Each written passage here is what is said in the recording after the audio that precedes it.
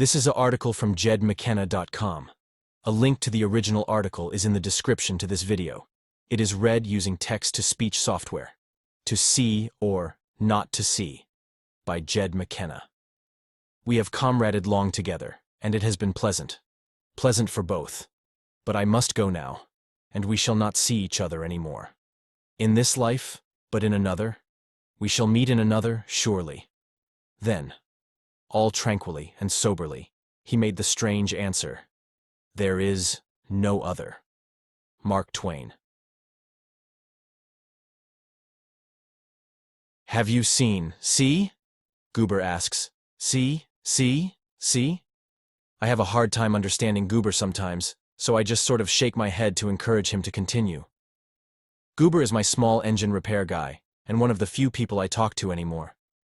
Everyone seems to call him Goober, except his wife, who calls him Edwin. I can't call a grown man Goober, so if I have to refer to him at all, I use Buddy, which is fairly acceptable in these parts. As in, hey, I think you might be on fire there, buddy. Pipe smoker. Really happened. He's not called Goober because we live in a Mayberry-esque region of southern Appalachia, or because he's good with engines. He's called Goober because his last name is Pease. He runs a busy business, which is surprising because it's almost impossible to get to.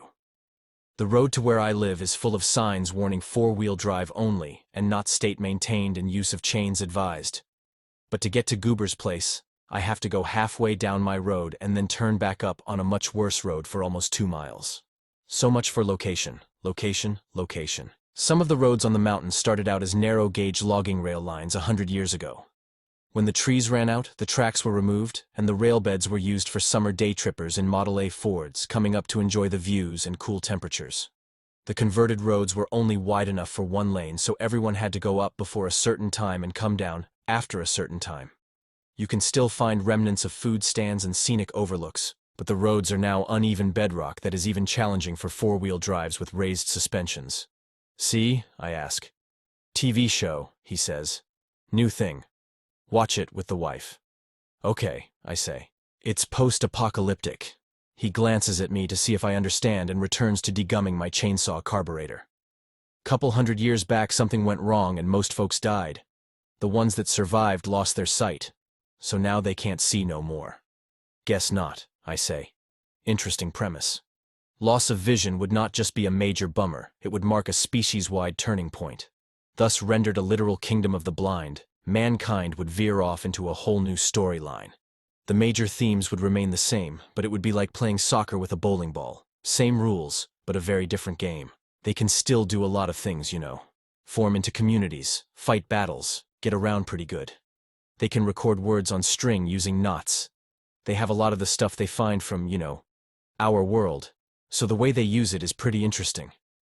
They got no words for colors or to say how things look. They don't know there's such a thing as the moon. They can't read old books or write any new ones. He takes a break from my sadly abused chainsaw to fill and tamp and light his pipe. But what's interesting ain't that they lost their sight, but they don't remember ever having it. He peeks out from under his oily ball cap to see if I'm keeping up. After a few generations, I guess, they forgot there ever was such a thing as being able to see, or maybe now it's just a magic power in a children's story. Can you imagine? I can. I write books about that magic power in this children's story. He doesn't know I write books, of course. He thinks I'm a city guy who, for whatever shady reason, has sought refuge on his mountain. That's not completely untrue. The refuge part anyway. If I lived up here for 100 years, I'd never belong, but I don't want to belong. I want to be buffered from the things of man without being apart from them. You always need a friendly waitress and a good small engine guy and a few others. There's also Lisa and her kid Maggie. They're my only real people anymore, but I can go weeks without seeing Lisa and months without seeing Maggie, who's not really a kid anymore anyway. They get along just fine, Goober continues. Like not being able to see is normal, which I guess it is for them. But think about it for a minute. He checks to see if I'm thinking about it. What if that was us? What if that was us right now? Yes, I think. Don't stop, Goob. You're on a roll. My goodness. How can you ever know what you don't even know you don't know? If you don't know you don't know, what chance do you got? It's just gone, right? But listen, I'm talking about us now. He punctuates the air with his pipe stem. What if there's something important we should know, but we don't even know we don't know it? You ever think about that? Thinking about it now, I say. Yeah, you oughta. His wife sticks her head in. I'm leaving now, Edwin. I'll be home by 6. Anything down the hill? That's a standard goodbye when down the hill is such an ordeal, and cell phone coverage is spotty. Nobody wants to make a special trip because they forgot to do the banking or pick up a prescription, and anyone who doesn't return when expected has to be looked for. Goob says something about picking up something he ordered somewhere. She blows him a kiss and gives me a little wave and departs. He seems more like an Ed than a Goober to me. Like the nickname came with the last name when he was a kid, and now he's grown out of it, but he's still stuck with it. I decide to call him Ed should the need arise, as in, hey, I think you might be on fire there, Ed. He taps out his pipe in a glass ashtray and returns it to his shirt pocket. He turns his attention back to my chainsaw, which he calls a power saw. My eyes linger on the heavy glass ashtray. It's green, made for pipes. He's probably had it forever. Probably got it from his dad. I bet it's a part of him, like if I smashed it on the cement floor right now, he'd be emotionally wounded. I'd feel that way if someone hurt Maya, but I could snap out of it on a dime. Could he? Bet not. People are weird. That's the kind of stuff I think about when I'm around people. I'm weird. It's not even weird to be weird. We're all weird. This whole deal is weird, and the weirdest thing is pretending it's not. Like I'm some great spiritual expert or something? Like that's not weird? Give me a break. Forget it, Jake. It's Chinatown. Think about that for a minute, he says.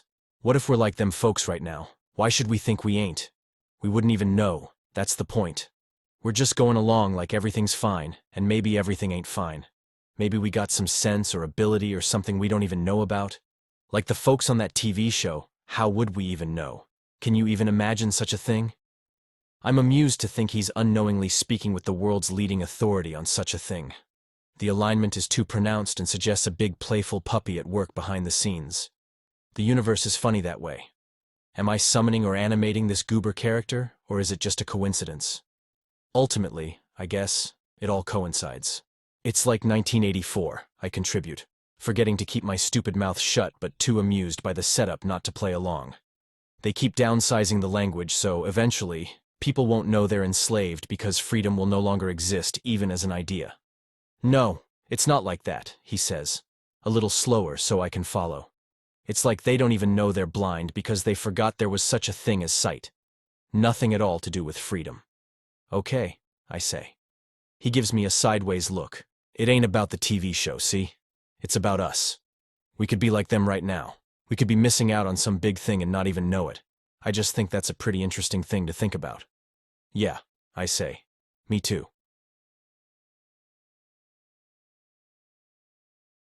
Nothing exists. All is a dream. God, man, the world, the sun, the moon, the wilderness of stars, a dream, all a dream. They have no existence. Nothing exists save empty space. And you. Mark Twain. If I bring Goober one tool to fix, he'll put it aside and tell me to come back in a few days. If I bring him 3 or 4, he'll work on them right away. The difference is my time. If I want something fixed today, I have to bring other stuff for him to work on and wait around while he works on it. If I don't have 2 or 3 hours to kill, I just drop one thing off. Besides his personal chair, the only place to sit in his shop is on a greasy plastic cushioned stool with an auto parts store logo on top. I tried it once, but it's set between chair height and short guy height, which is an awkward height for me. So now I just stand around while he works. We usually engage in idle chat, but today he's proving almost suspiciously interesting. I feel like I'm not speaking with the actual Goober, but with a playful entity wearing Goober like a sock puppet. Today he's talking about a TV show called See, which I haven't seen. He finds it interesting because the people in it are not only blind, but doubly blind. They have not only lost their sight, but the concept of sight. They don't know they're blind because they've forgotten there's such a thing as vision.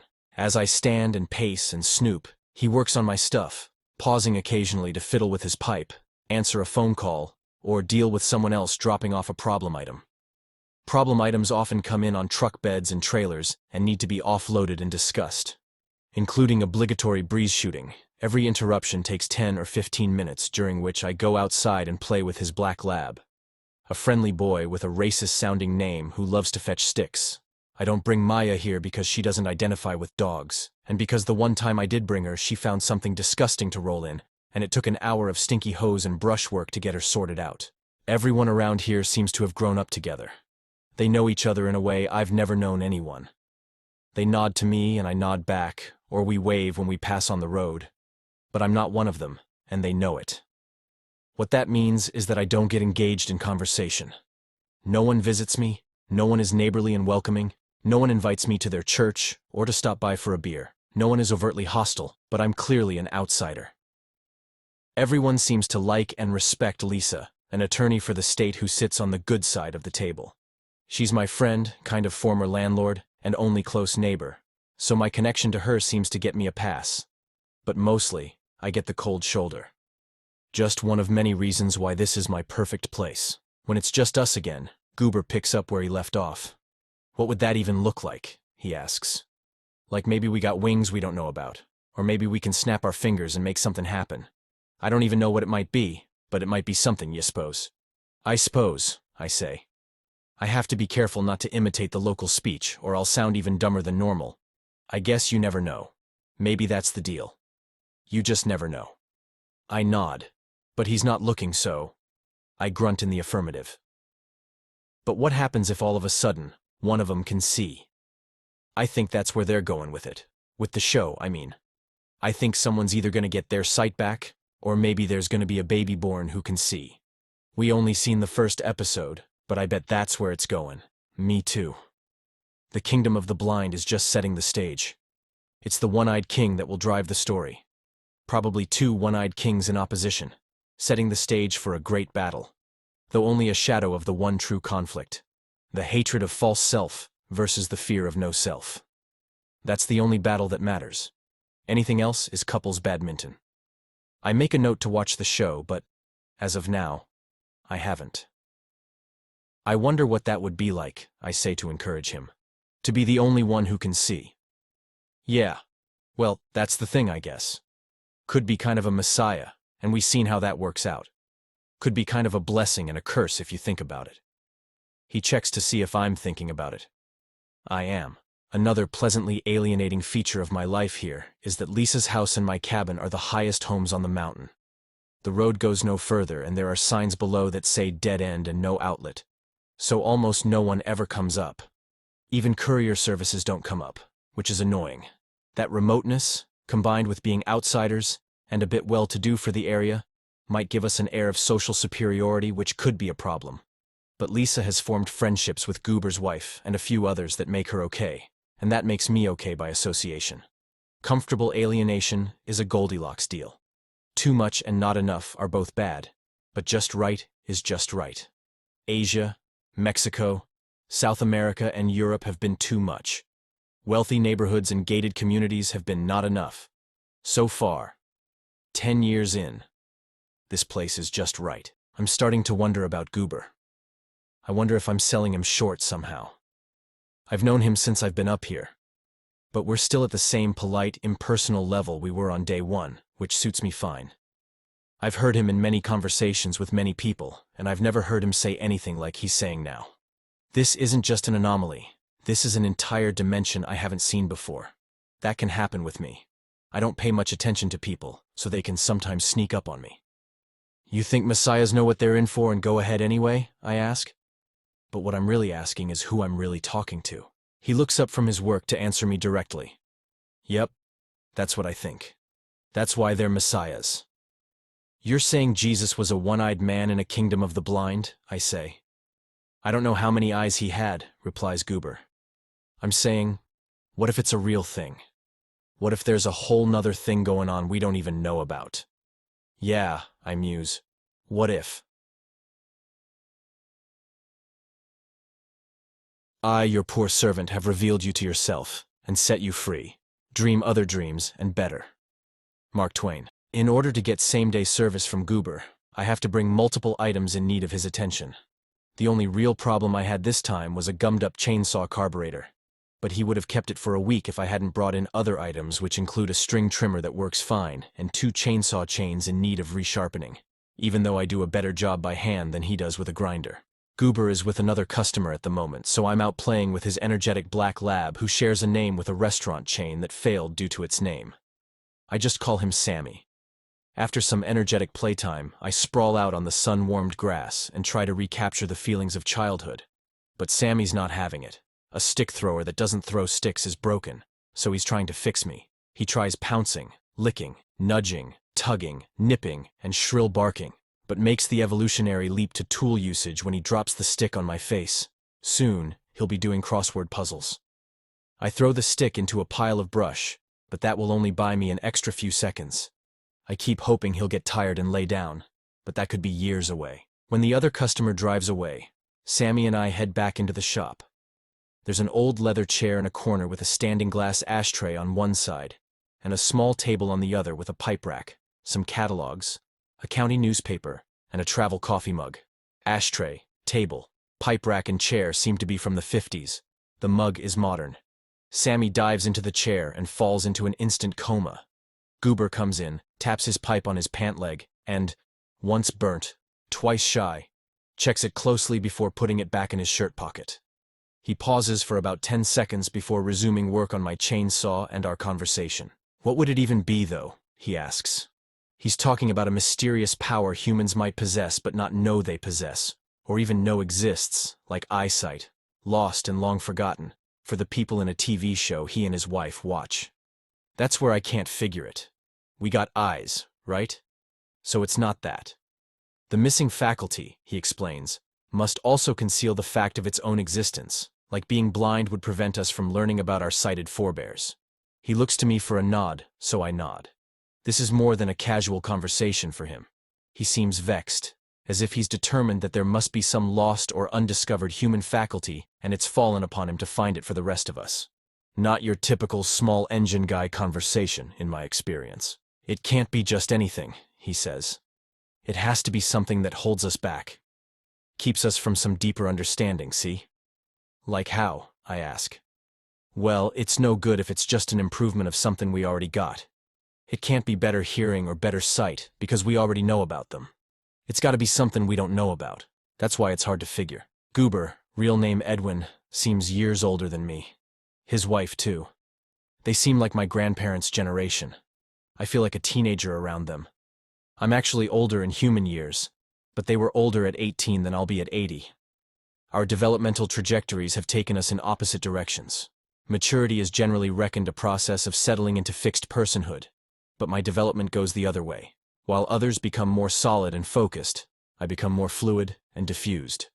I'm not saying that liquid is superior to solid, but I sure like it a shit ton better. I'm always baffled by how in-character people are, how themselves they are, how good at being who they are. Wow, I'm often tempted to say. You're so you. It's like living in a wax museum and marveling at the realism of everyone you meet. Personhood is very mysterious to me. I myself am not very me. In fact, I'm barely me at all. I could change my planet, species, gender, nationality, community, and family without blinking an eye. But I can't imagine Goober changing his brand of pipe tobacco. He's totally locked into character. There's no way he'll be changing any of the beliefs, opinions, or preferences he wears like a suit of armor. His identification with the character he plays is absolute and inflexible. I am fond of my character, but I don't identify with it. I have no beliefs, opinions, or preferences to give myself shape and definition. No distortions to project or illusions to cling to.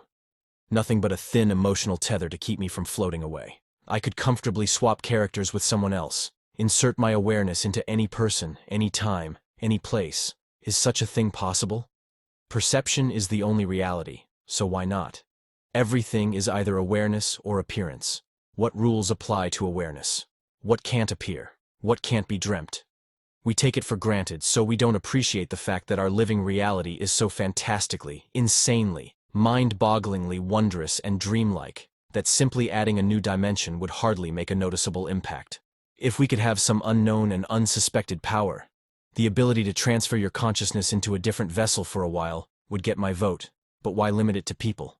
A whale, a bacterium, a leaf of grass, a non-corporeal entity, whatever is aware, it seems, can host awareness. In fact, why limit it to this dream state venue? What better way to visit other worlds and discover new species than by transferring your consciousness into them? It makes a lot more sense than flying through space in a tin can with fire shooting out the back. Why read books or watch movies about the lives of ancient, primitive, or powerful people when we can just become them for a while? Why can't we pass through the little door, not into John Malkovich's mind, but into whatever mind we choose? Instead of going to a spa for relaxing vacation, you could park your body in a regeneration station while your consciousness spends a week in utero. Your personal trainer would move into your body and work it out while you spend time in the amniotic bliss of a cultivated hosting womb. Jean-Luc Picard collapsed on the bridge of the Enterprise and lived for decades as someone else during the 20 minutes he was unconscious. Was his experience real or hallucination? What's the difference? What we call hallucinations from this side are often called realer than real by those who report back from them. If lifetimes there can be minutes here, what better version of immortality and reincarnation might we hope to achieve? Elwood P. Dowd might have lived hundreds or thousands of years through Harvey's friendship. Perhaps the day will come when a lifetime spent as a single person in a single body, in a single time-space theater, will seem absurdly primitive. As remote or improbable as the transfer of consciousness may seem, it's possible that we're doing it already. Since we can't trust our memories, anything is possible. As with dreams, you might pass from one vessel to another with little or no recall. Would that make your experience less real? Would Picard's other life have been any less real if he hadn't remembered it afterward? Maybe it's what we're all doing all the time, bouncing around from vehicle to vehicle in an endless cycle of dreams. Maybe we possess total recall in some in-between state, but who remembers one dream from within another? It all starts sounding like reincarnation. But what if we had total control over the process, so we could move freely within the amusement park of infinite appearance? No bullshit enslavement to rules and karma, just greater freedom to explore our own potential.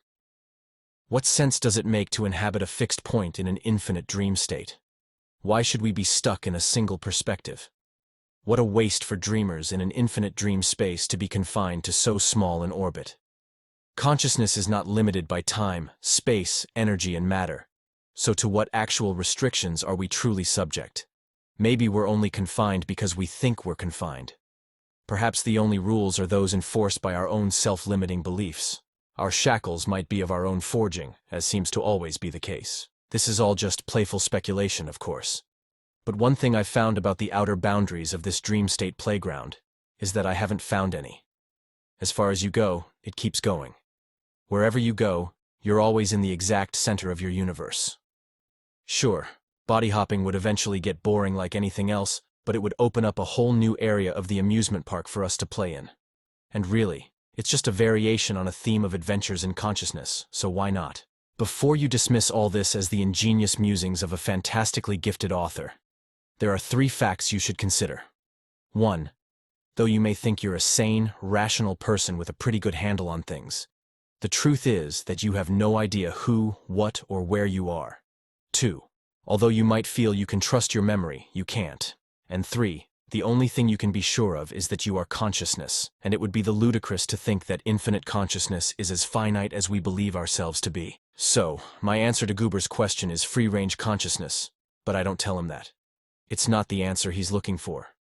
The real thing that eludes him isn't pushing the boundaries of his dream state, but waking up within it.